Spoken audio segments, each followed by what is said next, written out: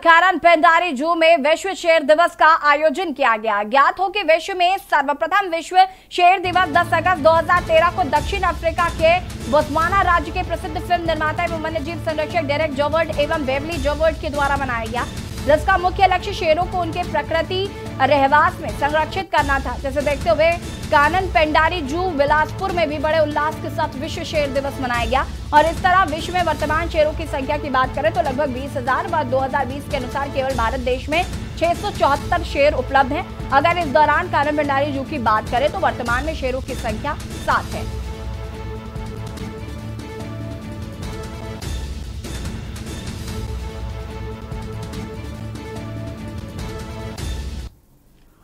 छत्तीसगढ़ में भारतीय जनता पार्टी ने प्रदेश में कैंडल मार्च निकालने जा रही है, लेकिन बिजली दरों में बढ़ोतरी वाले मुद्दे पर कांग्रेस प्रेस कॉन्फ्रेंस कर इसका ठीकरा केंद्र सरकार के ऊपर ही फोड़ रही। कांग्रेस पार्टी का कहना है कि राज्य में बिजली की दर में बढ़ोतरी के लिए केंद्र सरकार जिम्मेदार है। पेट्रोल, डीजल और आवश्यक वस्तुओं की कीमतें बढ़ने के चलते सरकार को बिजली की दरें बढ़ानी पड़ी। एक दिन पूर्व ही बीजेपी के रायपुर विधायक और पूर्व मंत्री बृजमोहन अग्रवाल और राजेश मूर्त ने प्रदेश में बिजली की दरें बढ़ाने को लेकर सरकार की जमकर आलोचना की और चरणबद्ध तरीके से आंदोलन का ऐलान किया था। इसी के मद्देनजर प्रदेश कांग्रेस के उपाध्यक्ष गिरीश देवांगन और संचार विभाग के प्रमुख शैलेश नितिन त्रिवेदी ने प्रेस वार्ता की।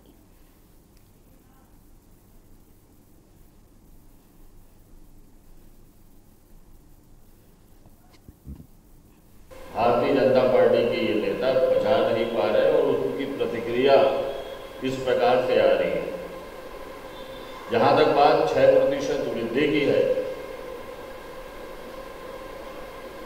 3 सालों में कोई वृद्धि हुई नहीं है। उल्टे 39.63 लाख परिवार को 1,822 करोड़ रुपयों की बिजली बिल हाफ योजना, जिसमें हम सब यहाँ आदरणीय पत्रकार बंधु भी बैठे हैं, सबके यहाँ बिल में अलग से लिख के आता है कि बिजली बिल हाफ योजना के अंतर्गत आपको इतना छूट प्रदान किया गया।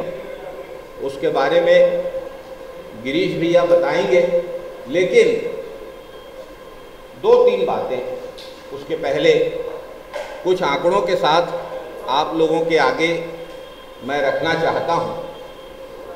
आप सब जानते हैं कि छत्तीसगढ़ में कांग्रेस सरकार बनने के बाद बिजली बिल हाफ कर दिया गया। बीजापुर के तहत पर्यटक को दिखाने एवं टूरिज्म को आगे बढ़ाने के लिए, साथ ही जिले में बाढ़ जैसी समस्याओं का रेस्क्यू कर लोगों की जान बचाने के लिए जिले के हृदय स्थल पर स्थित महादेव तालाब पर जिला प्रशासन और शासन की ओर से 2 बोटिंग का शिलान्यास किया गया, जिसमें जिले के विधायक विक्रम शाही मंडावी एवं कलेक्टर रितेश अग्रवाल, जिला के पुलिस अधीक्षक कमल लोचन कश्यप द्वारा बोटिंग में बैठकर महादेव तालाब का निरीक्षण किया गया।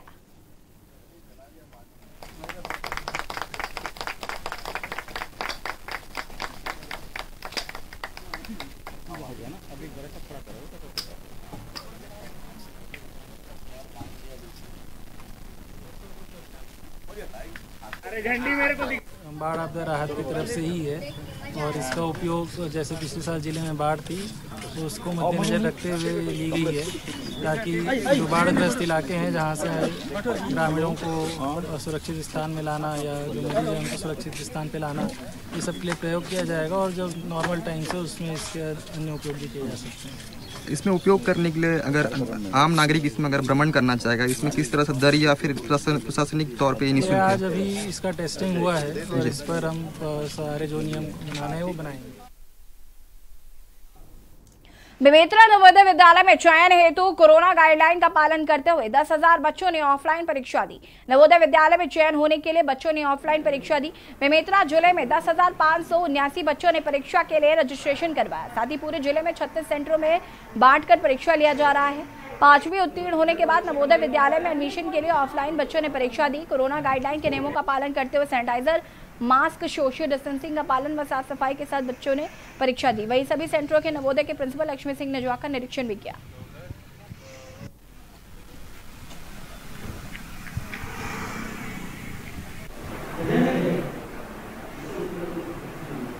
ये पूरे हमारे बेमेतरा जिले में 10,579 बच्चे का रजिस्ट्रेशन हुआ है, जिसके लिए यहाँ पूरे जिले भर के अंदर 36 सेंटर्स बनाए गए हैं।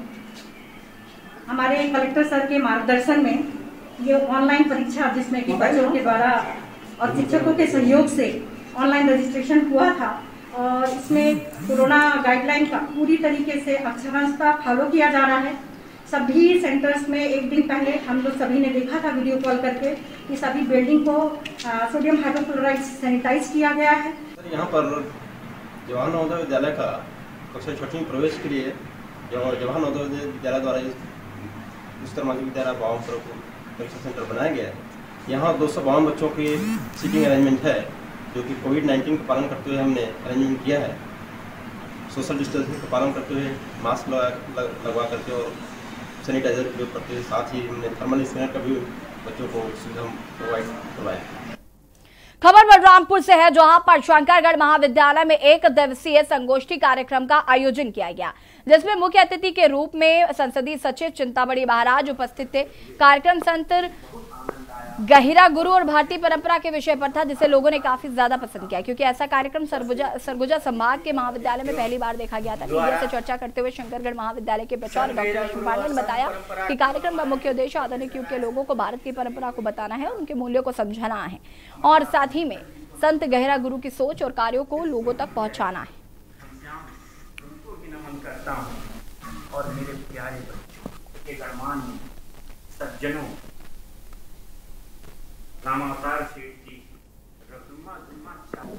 प्रथम बार ऐसा हो रहा है कि किसी भी कॉलेज में, ये शंकरगढ़ का बात नहीं है, अपने सरगुजा संभाग में या छत्तीसगढ़ में संभवतः पहली बार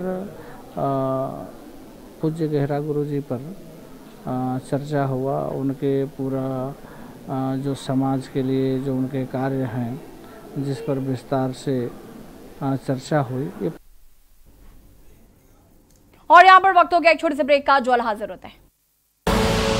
आप देख रहे हैं के न्यूज, खबरों का सारथी।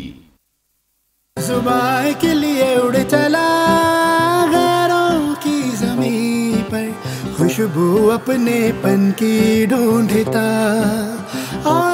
दूर कितना भी जा, इस जुबान से दूर ना जा पाओगे। विमल, बोलो जुबान केसरी। करें अपने जीवन को कृतार्थ, सुने श्रीमद् भागवत कथा रोज प्रातः 6 बजे मेरे साथ, सिर्फ के न्यूज इंडिया।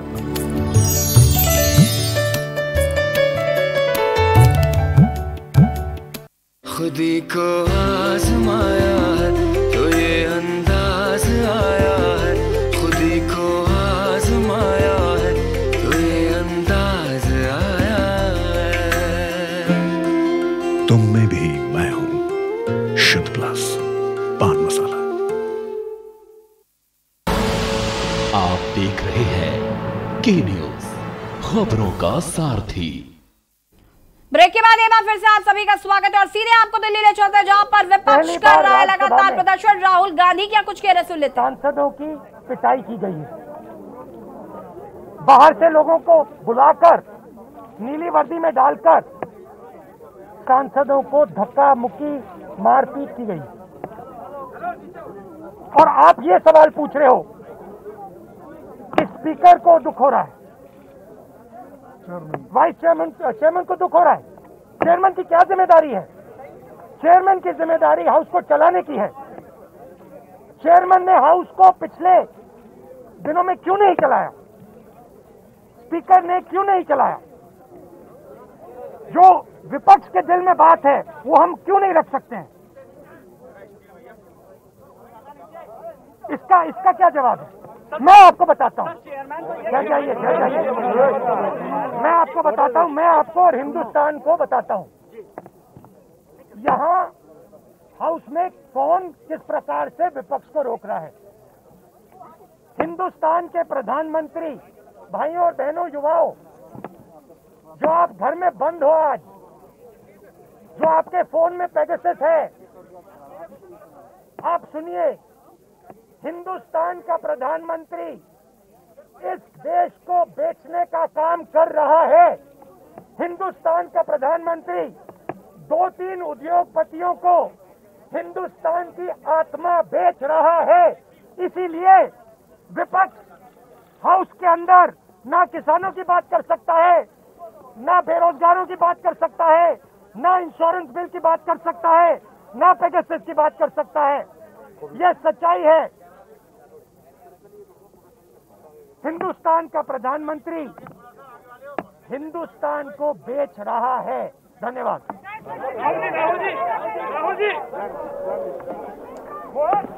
और जिस तरीके से लगातार विपक्ष का सड़क पर हंगामा देखने को मिल रहा है, विपक्ष पर पैदल मार्च जो है वो लगातार जारी है। बढ़ती हुई महंगाई को लेकर, पेट्रोल डीजल के बढ़ते हुए दामों को लेकर, महंगाई बेरोजगारी के खिलाफ विपक्ष का प्रदर्शन लगातार जारी है। संजय राउत ने कहा कि विपक्ष को अपनी बात रखने का मौका नहीं मिला। आपको बता दें कि संसद का जो सत्र है उसे स्थगित कर दिया गया अनिश्चितकाल के लिए। राहुल ने कहा कि हमने जासूसी कांड की मांग की है।